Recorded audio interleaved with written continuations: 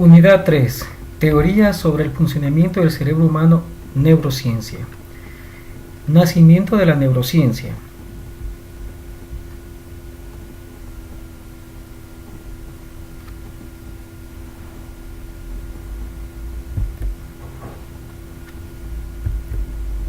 Como ya empezamos a ver en clases, ¿sí? Como ya empezamos a ver en clases, y si empezamos haciendo una diferencia entre pensamiento, mente, intelecto y cerebro. Sin embargo, pusimos más énfasis en el concepto de mente, la definición de mente, ¿no? A los conceptos que ya vimos en la unidad 2 y en la unidad 1 sobre desarrollo del pensamiento, incluimos este concepto que ustedes pueden ver aquí, ¿sí? El conjunto de facultades humanas referidas más concretamente al pensamiento y en particular a las intelectivas. Nos referimos al intelecto que está acá, facultad de la mente que permite aprender, entender, razonar, tomar decisiones y formarse una idea determinada de la realidad. Mnemónicas, que se refiere, como ustedes pueden ver abajo, o se trata de las técnicas, ¿sí?, para desarrollar la memoria mediante ejercicios apropiados. También hablamos de cuestiones intuitivas. Estas cuestiones intuitivas, por supuesto, es una facultad de la mente que nos permite tomar decisiones y actuar. Y volitivas, referentes a la voluntad de las acciones que nosotros tengamos que hacer. Luego hablamos del concepto de la mente y los procesos cognitivos, ¿no? Después de haber definido, ¿no?, la mente. Entonces, a partir de los procesos cognitivos, o sea, de los estudios que se empezaron a hacer a partir de la neurociencia clásica, llamaremos de aquí en adelante, y despuésito verán que se da un corte con los conductistas, veremos después eso. Entonces, volviendo acá al concepto de mente y los procesos cognitivos, hablamos de la adquisición, mantenimiento, procesamiento y uso de la información, ¿sí?, cuando interactúa con el medio. Entonces, con los clásicos se centraron en estos puntos, se centraron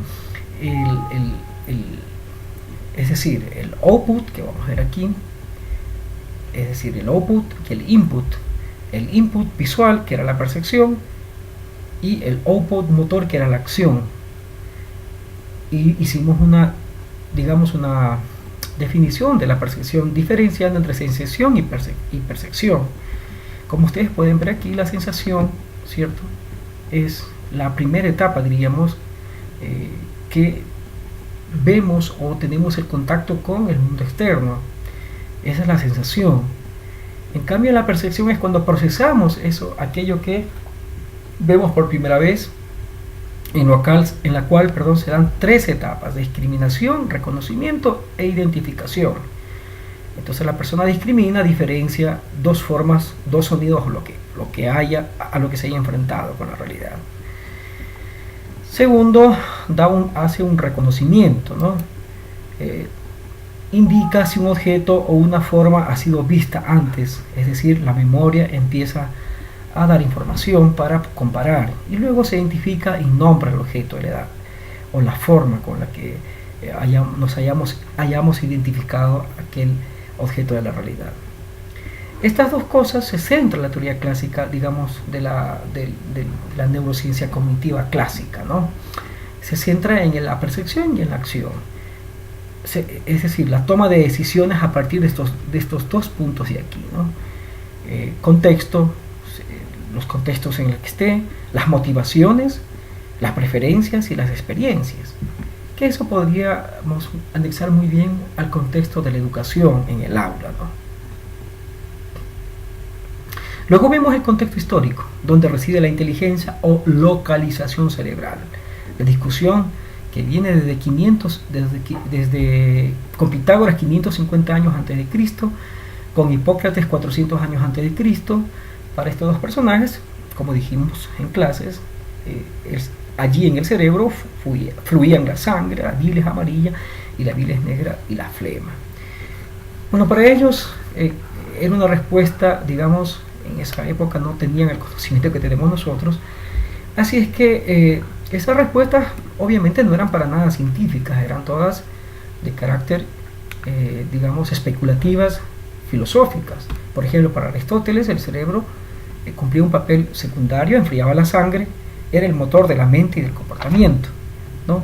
Entonces, Aristóteles, por ejemplo, cuando quería explicar la caída de los cuerpos o por qué un cuerpo se movía y quedaba en reposo, pues para Aristóteles simplemente la roca se movía y se quedaba en un espacio donde se cansaba. Es decir, las explicaciones eran especulativas de carácter filosóficas, a pesar de que Aristóteles ya clasificaba las plantas, hacía disecciones, pero en el punto que estamos viendo sobre la inteligencia y la localización cerebral, no había mayor explicación además de lo que hemos dicho. Galeno y Descartes, como pueden ver, Galeno, siglo II después de Cristo, y Descartes estamos hablando ya de 1596 y 1150, siglo XVI y siglo XVII. Para el primero es un depósito de fluidos, para Galeno, y para Descartes era un mundo de espíritus animales donde se producía el pensamiento. Luego vendría Benjamin Franklin en el siglo XVIII y Charles Babbage también en el siglo XVIII y XIX, y Francois, que estos en cambio hablarán de impulsos eléctricos de las fibras nerviosas. En cambio aquí ya se comienza a tocar el tema de las fibras nerviosas, ¿sí?, motrices y sensoriales que comunican el cerebro con el cuerpo. Entonces, en el centro de la discusión estaba la relación mente-cuerpo. Entonces, para Leonardo da Vinci, en cambio, y Thomas Willis, ¿sí?, estos señores en cambio describieron la anatomía cerebral, que eso ayudó muchísimo para avanzar en el estudio de la neurociencia. Pero en este transcurso, ¿sí?, aparece la frenología u organología. ¿A qué se refiere con esto Franz Joseph? Franz Joseph clasificó, diríamos, en módulos cerebrales, en la que él estaba convencido de los componentes distintos donde residen funciones complejas, específicas en cada parte del cerebro, y en el cráneo hizo una clasificación, como ustedes pueden ver aquí. En esta parte está el odio, en esta parte está digamos, la sed de sangre, yo que sé, la cuestión de criminal, racismo, envidia. Bueno, en cada parte estaba clasificado, por eso se llama módulos. Pero no fue bien visto esta forma de explicar, porque la frenología creía que la forma del cráneo, a través de la forma del cráneo de una persona se podía determinar su conducta. Lo que si es un criminal tiene una forma determinada de cráneo, donde estaban localizados estos módulos cerebrales que modelaban su conducta. Obviamente eso de allí nunca se pudo probar, por lo tanto eso fue simplemente una fantasía, fue una pseudociencia. Pero si nosotros nos detenemos a ver que no todo es en vano, aunque su forma de explicar fue totalmente pseudociencia, pero dejó como legado estos módulos cerebrales que fueron utilizados ya cuando comenzaron a estudiar el deterioro de la facultad mental, como ustedes pueden ver aquí, la visión modular, relación mente-cerebro o visión localizada, ¿sí?, o visión localizada. Entonces la visión modular mente-cerebro o la visión localizada de los procesos cognitivos, por ejemplo, el lenguaje, la memoria, el cálculo estaban en ciertas partes. Como podemos ver aquí, el neocórtex, ¿sí?, según Broca y Wernicke, pudieron ellos determinar de que ciertas lesiones, ¿sí?, en el área de Wernicke, que es en el neocórtex, que se encuentra en el lóbulo temporal, generalmente del hemisferio izquierdo. En personas diestras, el paciente tendrá dificultades para comprender el lenguaje. Entonces, la cuestión modular de la frenología no fue una ciencia porque no se pudo probar tal como él lo explicó, pero esa forma de haber clasificado o de haber dividido el cráneo sirvió para poder encontrar como el neocórtex, el sistema límbico, el cerebro reptiliano, etcétera, que tienen diferentes funciones. Bien, entonces sí hay una lesión aquí, pero no hay acá, no se afecta lo que el cerebro aquí procesa la información. Aquí se afecta. Como decía en clases, una persona puede perder la producción del lenguaje, pero tal vez no pierda la comprensión de lo que otros hablan. Es decir, no puede hablar, pero sí puede comprender lo que otros hablan. Continuando, En medio de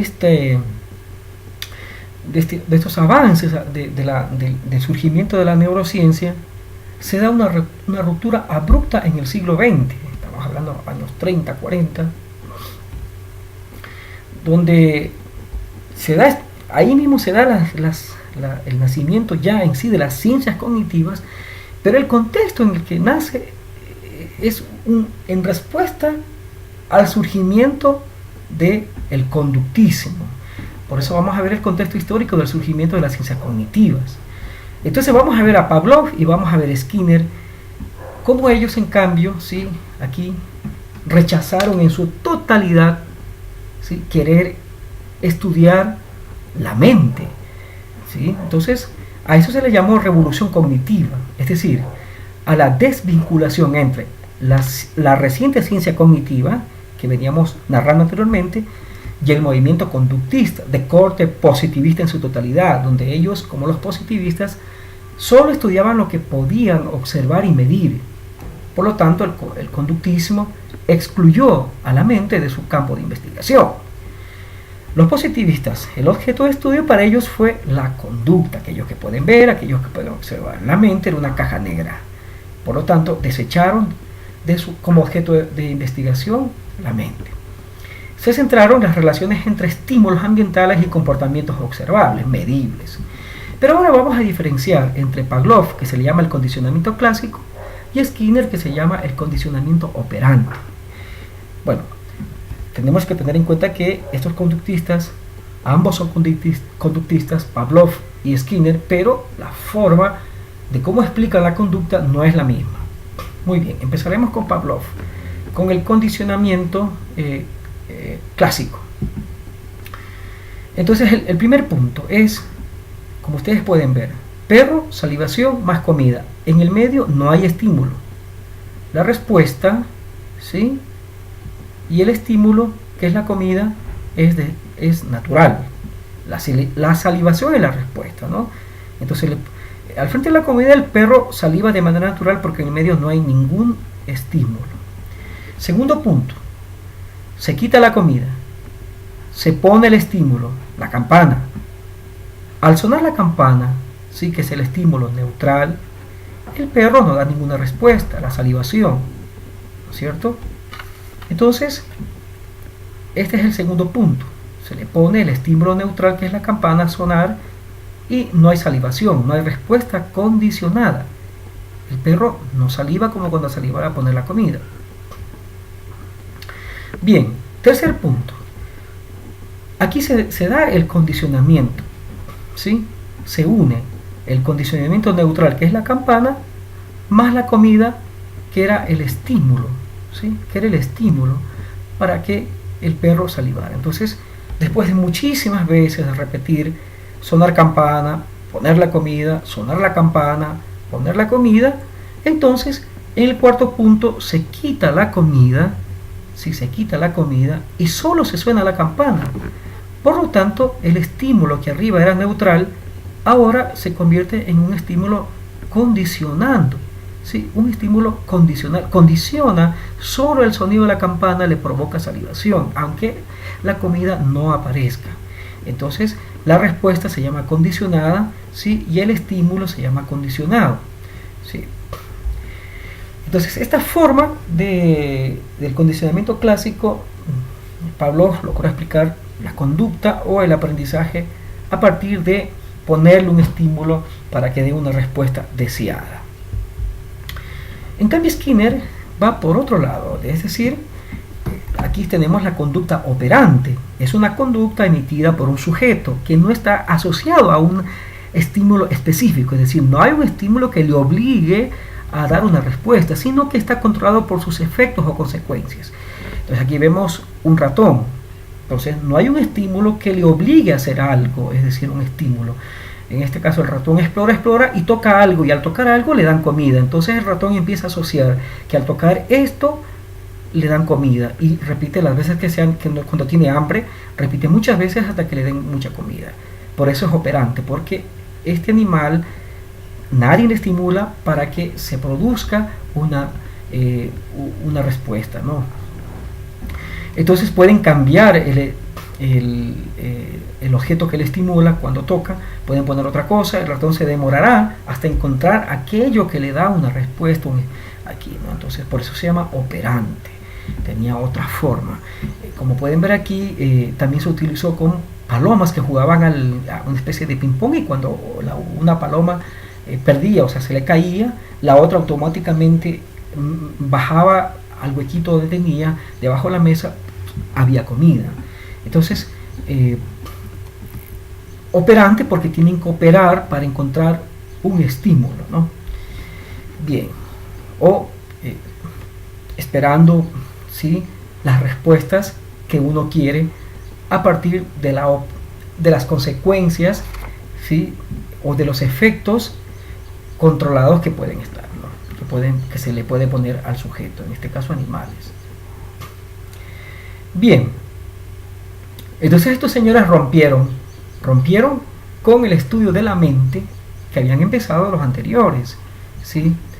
Rompieron porque simplemente no se podía ver y medir la actividad cerebral donde se procesa todos los todos los aspectos mentales. Pero no hay mal que por bien venga, ¿no? De esos límites de los conductistas, como podemos ver aquí, se dio una implosión de una nueva teoría. Es decir, en respuesta a los conductistas, que eran demasiados mecanicistas, positivistas en su totalidad, ya, en la que se redujeron a estímulos-respuestas el aspecto conductual, nace la ciencia cognitiva, que pretenden, ellos vuelven con mucha fuerza y pretenden entrar en la mente. El contexto histórico y científico donde nace la ciencia ya cognitiva, nace junto con la ciencia cognitiva, nace a la par entonces con las ciencias de la computación, basados en un código binario 0-1, ¿sí? Entonces hacen una analogía entre este código y las señales utilizadas por las neuronas para comunicarse, ¿no? De allí nace la metáfora de mente-ordenador. Entonces las ciencias cognitivas, en oposición a los conductistas, y en el momento que aparece también la ciencia de la computación, se da una pequeña, o diríamos una analogía, para poder adentrarse más a poder entender a la mente. Pero aquí hay un enfoque llamado funcionalista también dentro de los cognitistas, que piensan que los procesos cognitivos, ¿no es cierto?, los procesos cognitivos pueden describirse, ojo, miren cómo los funcionalistas pensaban, dentro de los cognitivistas mismos, ¿no? Pensaban que los procesos cognitivos que generan conocimiento pueden describirse, simularse y reproducirse sin tener en cuenta la base neurológica, es decir, la base del proceso interno del cerebro, de cómo procesa la información a partir de las neuronas, las sinapsis, etc. En fin, no tomaron en cuenta eso los funcionalistas cognitivistas, para tener en cuenta eso en el desarrollo de la neurociencia. En cambio, hubieron otros aportes de la neuropsicología con el método lesional, ¿sí? ¿De qué se trataba el método lesional? Estos detectan la relación de los procesos cognitivos con las áreas cerebrales, ¿sí? Con las áreas cerebrales. Una lesión cerebral puede alterar la capacidad, por ejemplo, de generar recuerdos, de recordar conceptos o la toma de decisiones a largo plazo. Se conecta un poco a lo que ya vimos anteriormente de la localización cerebral o de la frenología, de la modulación cerebral, ¿no? Entonces estamos hablando de la neuropsicología con el método lesional. Cuando ustedes vean el video sobre el nacimiento de la neurociencia, van a ver cómo un científico lesiona partes del cerebro de animales como monos, y para ver qué parte del cuerpo se inhabilita, ¿no? De eso estamos hablando, del método lesional. Pero hubieron implicaciones aquí, ¿sí? Hubieron algunas implicaciones jurídicas y éticas de la práctica neurocirujana, ¿no? Es decir, cuando comienzan a haber avances comienzan ya a haber, digamos, operaciones del cerebro para poder, como en este caso, por ejemplo, el caso Split Brain, ¿sí? En la cual a muchos pacientes eliminaron los focos, para poder eliminar los focos epilépticos, como pueden ver aquí, desconectando los dos hemisferios cerebrales. Entonces, como resultado, se dio un conflicto en el sujeto que le hicieron esa operación entre los dos hemisferios que obstaculizaban las acciones controladas por el otro hemisferio. Es decir, si bien es cierto, pararon la epilepsia, pero había un caos interno cuando el sujeto operaba con el medio para tomar decisiones y todo eso, ¿no? Entonces allí hubieron implicaciones jurídicas porque el sujeto, en vez de curar, obviamente el curaron de la epilepsia, pero vino otro mal. Y también viene obviamente de carácter ético, de las prácticas neurocirujanas.